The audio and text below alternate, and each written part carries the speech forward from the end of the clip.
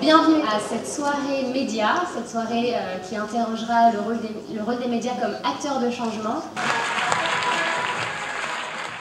Quel a été le déclic? Qu'est-ce qui vous a fait finalement prendre conscience qu'il fallait faire un autre type de journalisme? Well, I think this whole area of impact journalism, or empowering journalism, as it's sometimes called, seems like a new departure, but actually is what newspapers, or certainly my newspaper, the Sunday Times, has been doing for a long time. I struggle with the idea of impact journalism because I don't think that such a thing exists, actually. I think at its core, all journalism is orientated around impact. I just think many journalists are afraid of the idea of quantifying or measuring the impact that they have. Le premier déclic, c'était au moment où les banlieues brûlaient en France. J'ai fait une année dans une école avec des jeunes des banlieues et j'ai rencontré des profs, notamment une prof qui croyait, qui avait envie d'aider ses élèves à s'en sortir. Et c'était une classe BEP, CAP qui avait un niveau de français qui n'était pas facile. Et elle s'est dit, je vais leur faire écrire une nouvelle pendant toute l'année pour qu'ils voient à quoi sert d'apprendre à bien écrire le français. Et donc elle les avait travaillé toute l'année sur cette nouvelle. Donc, la plupart d'ailleurs écrivaient leur vie, ce qui permettait d'avoir un regard un peu différent sur eux. Et à la fin de l'année, ces élèves aux examens nationaux ont eu des notes que jamais personne n'avait eues dans cette école. Et là, je me suis dit, mais on parle des banlieues qui brûlent partout, mais on ne parle pas de cette prof qui fait des miracles, tout simplement. Et c'est là où je me suis dit, mais il faudrait que les médias parlent plus souvent des solutions. Là qu'effectivement, il y a eu ce déclic, et je me suis dit, travaillons avec les médias pour parler plus souvent des solutions, et démontrons qu'il y a un intérêt du public, qu'il y a un intérêt même économique pour les médias, et surtout, voilà, qu'on change le monde, parce qu'on inspire et on montre aux gens qu'il y a des solutions. Ensuite, on s'est dit, bon, c'est bien d'inspirer les journalistes, mais il faut créer une occasion, parce que souvent les journalistes nous disent « Ah, c'est un super sujet, mais quand est-ce que je vais le traiter? Il faut trouver une accroche. » Et donc on s'est dit, en fait, comme il n'y a jamais de vraie raison, on va créer cette raison.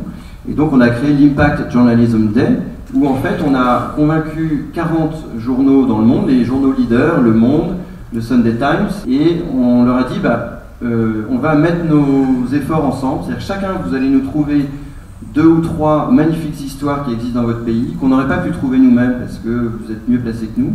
Vous allez mettre vos meilleurs journalistes dessus pour faire une très belle histoire, une histoire qui va émouvoir, qui va toucher des gens. Et on met tout ça en commun, et le même jour, on fait un supplément de 8 pages dans ces 40 pays. Et finalement, on touche 100 millions de personnes le même jour. J'ai lu sur internet qu'une famille de 5 personnes avait été tuée par des émissions de monoxyde de carbone. Ça m'a choqué que des gens meurent intoxiqués par des générateurs. Et je me suis demandé ce qu'on pourrait faire pour qu'on ne rejette plus de gaz nocifs dans l'environnement. Grâce à un procédé d'électrolyse, Doro Aina et ses camarades de classe extraient l'hydrogène de l'urine et la transforment en énergie pour faire fonctionner un générateur acheté dans le commerce. Voilà, c'est ce que nous conseillons aux candidats de se mettre à la place des jurés, se mettre à la place du journaliste pour comprendre ce qui va l'intéresser, de capter son attention. Voilà pourquoi nous avons sollicité des journalistes prestigieux. Mathieu, j'appelle Mathieu. Vous avez 3 minutes pour convaincre ces journalistes. En octobre 2012, Nicolas et Alexandre, qui sont aujourd'hui mes associés chez Wondercraft, sortent tout juste d'école. Ils sont passionnés de robotique et ils sont fascinés par la façon dont la technologie, depuis une quinzaine d'années, a révolutionné notre quotidien. Mais dans le même temps, ils se rendent compte que le quotidien des personnes handicapées a finalement très peu évolué. Nicolas et Alexandre étaient convaincus de 2 choses.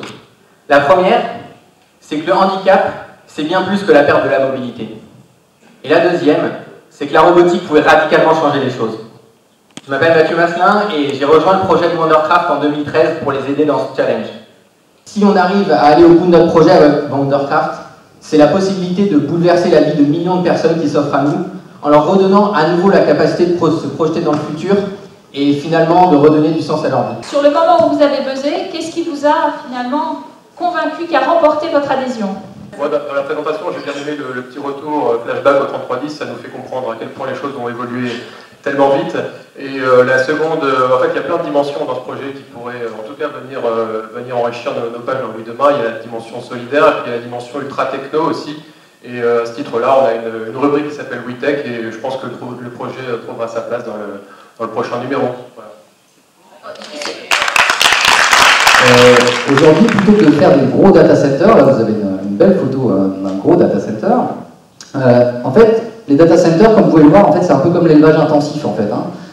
Donc ça consomme beaucoup d'énergie, ça pollue, ça fait du bruit, et puis surtout, il faut des climatisations gigantesques pour refroidir tout ça. Et pendant ce temps-là, toute cette énergie part dans le ciel, pendant que nous, chez nous, on a besoin de se chauffer, de chauffer nos maisons. Et donc, c'est comme ça qu'est née l'idée du radiateur numérique. Finalement, c'est la fusion entre un ordinateur et un radiateur. Et d'autre part, ça permet de chauffer gratuitement les gens. Étienne Villemain, fondateur de l'association Lazare, et Frédéric Brugval. Bonsoir. Alors, voilà, il y a 8 ans, j'ai vécu une expérience spirituelle et j'ai eu une parole de Mère Teresa qui m'a touché. Et je suis rentré chez moi à Paris et j'ai décidé de me mettre en colocation avec des personnes SDF, des personnes à la rue. Et j'ai rencontré un gars qui s'appelle Martin. On a commencé le 1er janvier 2006 et on était très rapidement, on a eu 3 gars qui sont venus, Karim, Rabat et Yves. L'un, son papa avait étranglé sa petite sœur devant lui, l'autre était profondément alcoolique et le troisième était en grande dépression. Et puis on a appris à vivre ensemble. Ça a été parfois rodéo, mais ça a été aussi très beau, une très belle expérience. Et on s'est dit au bout de 2 ans, on vit quelque chose qui est fort et qu'il faut qu'on le propose à d'autres, que d'autres puissent nous rejoindre. Alors on a ouvert un deuxième lieu et on est passé comme ça de 6 à 24, puis de 24 à 50, et de 50 à 60. Aujourd'hui on est à peu près 200 et on a pas mal de projets pour se développer en région. L'important c'est pas d'avoir de plus en plus de personnes, l'important c'est que chacun est important. Et que chaque personne qui est à la rue, souvent ce sont des gens qui se déprécient, qui ne s'aiment pas, et de lui dire, mais tu vois, tu es plus important que tu ne l'oses le croire. Et comment ça se passe concrètement dans nos maisons, tu peux peut-être nous expliquer Les gens, ils vivent comme une famille, quoi. Et ils s'entraident mutuellement. On se rejoint le vendredi pour dire qu'est-ce qui va pas et tout. Et on n'a pas d'aide de l'État. En fait, on va avoir des entreprises, et c'est des gens comme vous et moi, chacun qui donne sa petite pierre à l'édifice et qui fait que petit à petit, les choses avancent. Je peux vous dire aussi que ce qui est beau, c'est quand on voit des personnes qui se relèvent, qui retrouvent un travail, un emploi, qui retrouvent confiance en eux. Il y a quelques temps, la première fois que mes parents sont venus dîner à l'appartement, Rabat dit à mon père, au cours du repas, « Père, tu veux reprendre un petit peu de quiche ?» Et puis ensuite, il se tourne vers ma mère, « Mère, tu veux reprendre un petit peu à boire ?» etc. Et toute la soirée, « Père, mère ». Et à un moment, il s'arrête et dit, est-ce que tu sais pourquoi je t'appelle père? Puis il se tourne vers ma mère et dit, est-ce que tu sais pourquoi je t'appelle mère? Alors mes parents disent non, et il se tourne vers moi et dit, parce que lui c'est mon frère. Et bien je voudrais vous dire que Frédéric c'est mon frère. Pour moi, il y a tout ce qu'il faut évidemment pour une radio généraliste comme France Inter qui est très proche de ses auditeurs, et on a un lien humain avec les auditeurs que je retrouve dans ton aventure. Tu parles d'un personnage charismatique, Mère Teresa, que tout le monde connaît, qui est une femme extraordinaire, généreuse. Tu la rencontres et de cette expérience, enfin de ce qu'elle avait de cette expérience, tu en retires aussi toi quelque chose de personnel, et puis tu fabriques une histoire professionnelle. Et donc je trouve qu'il y a vraiment tous les ingrédients d'une histoire qui est belle, qui est humaine, qui est chaleureuse, et qui s'inscrit bien dans ce que sont ces nouveaux acteurs du nouveau monde. Et ce que j'ai apprécié, c'est que vous ne cherchez pas à vendre quelque chose, mais que votre expérience personnelle parlait d'elle-même. Et on rencontre rarement ce type d'engagement personnel total. On sentait une sincérité. Et en télé, c'est vraiment extraordinaire parce que c'est le sel des reportages télé, cette expérience humaine. Et quand vous parlez, on imagine tout de suite des scènes de vie totalement parlantes qui expriment votre projet. Élodie Chabrol. Moi, j'en ai marre. Encore hier, j'étais à une soirée, et là, un mec m'approche et me demande « Qu'est-ce que tu fais comme travail ?» Et là, je lui réponds « Je suis scientifique. » Elle me regarde et me dit « Eh, mais t'as vraiment pas l'air !» J'en ai marre. Malheureusement, la recherche, pour beaucoup de monde, c'est quand même un univers obscur, très complexe, et malheureusement souvent austère.